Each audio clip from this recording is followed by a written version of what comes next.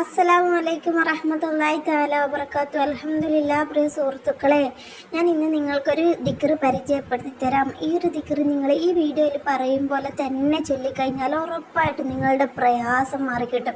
നിങ്ങളുടെ മനസ്സിൽ എന്താണോ ആഗ്രഹം അത് അള്ളാഹു സാധിപ്പിച്ചു തരും. നമ്മൾ ഈ ഒരു റമദാൻ മാസത്തിലാണല്ലോ ചോദിക്കുന്നത്. അപ്പോൾ അള്ളാഹു ഉറപ്പായിട്ട് നമ്മുടെ ആഗ്രഹം അള്ളാഹു നടത്തിത്തരും. ഒരു സ്വലാത്ത് ചൊല്ലിക്കഴിഞ്ഞാൽ തന്നെ നമുക്ക് അള്ളാഹു എത്ര ഇരട്ടി ഫലം തരുന്നുണ്ട് എന്നറിയോ? 10 ഇരട്ടി ഫലങ്ങൾ തരുന്നുണ്ട്, 10 പാപങ്ങൾ പുറത്ത് തരുന്നുണ്ട്, ഒരുപാട് പുണ്യങ്ങൾ നമുക്ക് ഏത്തിലും പരത്തിലും കിട്ടുന്നുണ്ട്. എന്നാൽ ഇന്ന് ഞാൻ നിങ്ങൾക്ക് പറഞ്ഞു തരുന്ന അമൽ നിങ്ങൾ ചൊല്ലിയിട്ട് നിങ്ങൾ നിർത്തരുത്. നിങ്ങൾക്ക് ചിലപ്പോൾ ഒരു ദിവസം ചൊല്ലിക്കഴിഞ്ഞാൽ തന്നെ ഉത്തരം കിട്ടും. എങ്കിലും നിങ്ങളൊരു 7 ദിവസം നേർച്ച വെച്ചിട്ട് ചൊല്ലണം. എന്നിട്ട് നിങ്ങൾ അള്ളാഹുവിനോട് ദുആ ചെയ്യണം. നിങ്ങൾ എന്താണോ ആഗ്രഹിച്ചത് അത് ചെയ്യണം. ദുആ ചെയ്യുമ്പോൾ നമ്മുടെ മനസ്സിൽ വിശ്വാസം വേണം. എനിക്കിത് ചൊല്ലിക്കഴിഞ്ഞാൽ അള്ളാഹു തരും, അള്ളാഹു നടത്തി തരും എന്ന് വിശ്വസിക്കണം. കാരണം ഇത് ഒരുപാട് പേർക്ക് ഫലം കിട്ടിയിട്ടുണ്ട്. ഇന്ന് ഒരുപാട് പേർക്ക്, ഒരുപാട് സ്ത്രീകൾക്ക് തന്നെ ഇത് ചൊല്ലിയിട്ട് അവരുടെ ഹലാലായ മുറാദുകൾ നടന്നിട്ടുണ്ട്, കടങ്ങൾ വീടാൻ സാധിച്ചിട്ടുണ്ട്.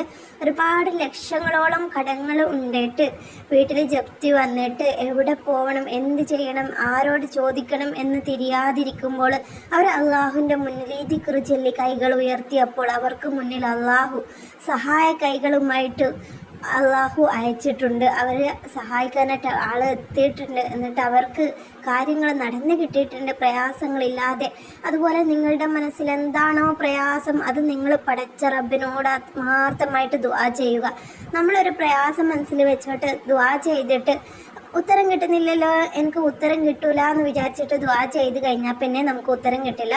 അള്ളാഹു ഉണ്ട് കൂടെ, അള്ളാഹു എന്നെ കൈവിടില്ല, അള്ളാഹു എനിക്ക് ഉത്തരം തരും എന്ന ഉറച്ച വിശ്വാസം വേണം. നിങ്ങളിത് ഈ റമദാൻ മാസം ആയതുകൊണ്ട് തന്നെ നിങ്ങൾക്ക് ഏത് സമയത്ത് ചൊല്ലിയാലും കുഴപ്പമില്ല. രാത്രി ചൊല്ലിയാലും രാവിലെ ചൊല്ലിയാലും ഏത് നിസ്കാര ശേഷം ചൊല്ലിയാലും നിങ്ങൾക്ക് ഉത്തരം കിട്ടും. നിങ്ങൾ ചെയ്യേണ്ടത് ഇത്ര മാത്രമാണ്. നിങ്ങൾക്ക് പറ്റുമെങ്കിൽ നിങ്ങൾ 2 റക്അത്ത് ഹാജത്ത് നിസ്കരിക്കുക.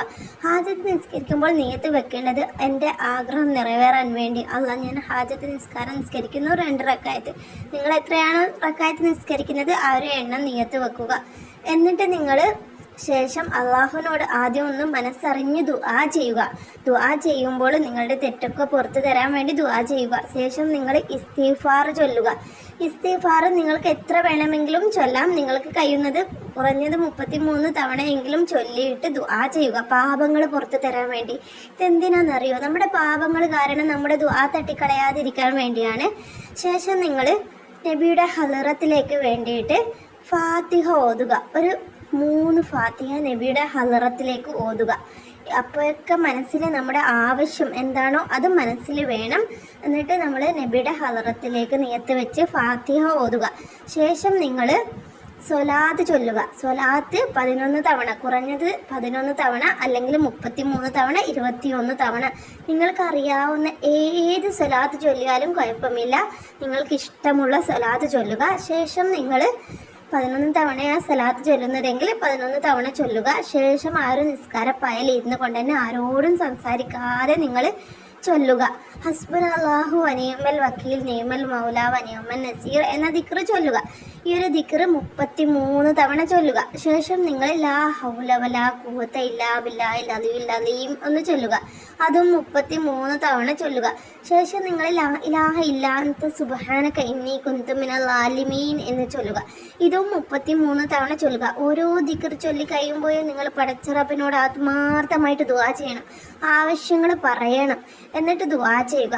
എല്ലാ ദിക്റും ചൊല്ലി കഴിഞ്ഞതിന് ശേഷം വീണ്ടും നിങ്ങൾ ആദ്യം ചൊല്ലിയ സ്വലാത്ത് 11 തവണയാണെങ്കിൽ അത് ചൊല്ലുക.